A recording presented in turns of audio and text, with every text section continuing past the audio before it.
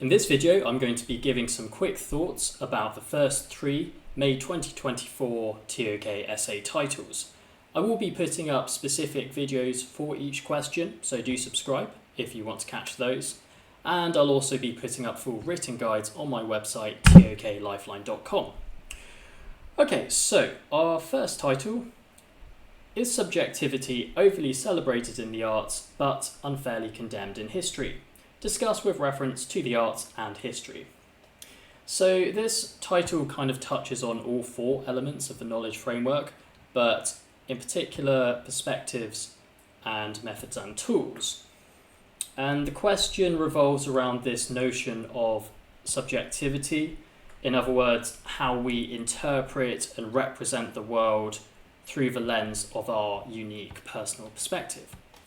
Now it's fairly clear as to why subjectivity is generally highly valued in the arts, given that so much of art has the primary purpose of transmitting its creators' emotions or general worldview.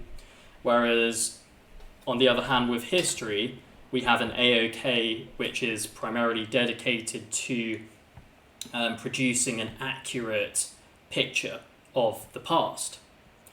And relying overly on the subjective accounts of individuals often isn't the best way to achieve this.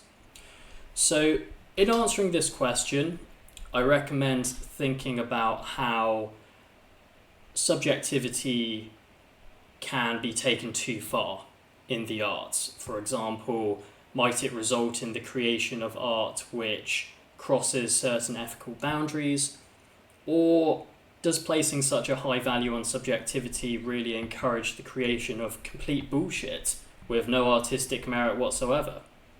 Okay? And regarding history, think about the advantages and disadvantages to some more subjective approaches in history, such as revisionism. Think about how this kind of methodology might capture certain aspects of past events which a more objective approach such as positivism doesn't. Okay, so for the second title we have, how can we reconcile the opposing demands for specialization and generalization in the production of knowledge? And for this one you have to talk about mathematics and one other AOK of your choosing. The most applicable element of the knowledge framework for this question would be scope, and you should start by thinking of examples of specialization and generalization in your 2 AOKs. So for example, in mathematics, specialization would be focusing on one particular topic, such as calculus or algebra, whereas generalization would be more the process of looking for common patterns and principles that can be applied to different topics. Okay.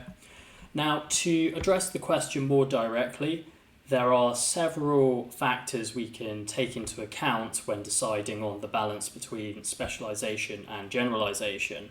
So, a big one being the nature and the scope of the whatever is being studied, because certain topics require more depth and detail, while others might benefit from a broader or more interdisciplinary perspective.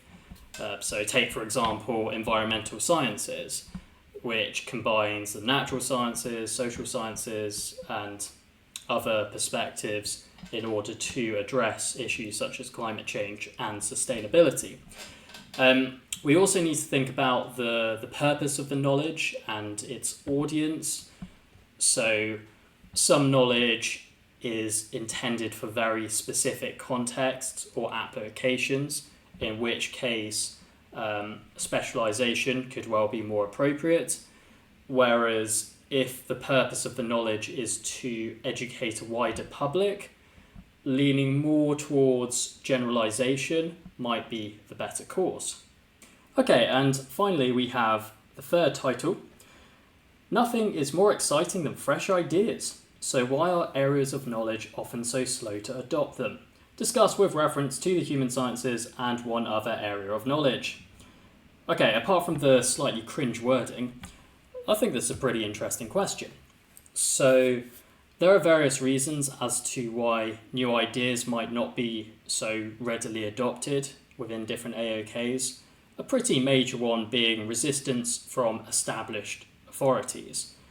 So an example rather that comes to mind is how research into psychedelic substances such as psilocybin and LSD in the 1960s, whilst very innovative at the time, was pretty quickly shut down by the US government as part of its war on drugs. And it's only been relatively recently that this whole field of research has been revived. Also, new ideas might not catch on so quickly simply due to a lack of evidence supporting them, or a lack of consensus within relevant academic circles. So, for instance, questions regarding the nature and even existence of consciousness are still very much controversial in neuroscience and philosophy, even though academics within those circles have been debating it for years. And also there might be more practical considerations, such as a lack of funding to test new ideas. Okay, so there's quite a few different things you can touch on with this question. As I mentioned before, I'll be making specific videos for each title, so do let me know in the comments if you want me to talk about a specific question first. Other than that, thanks for watching.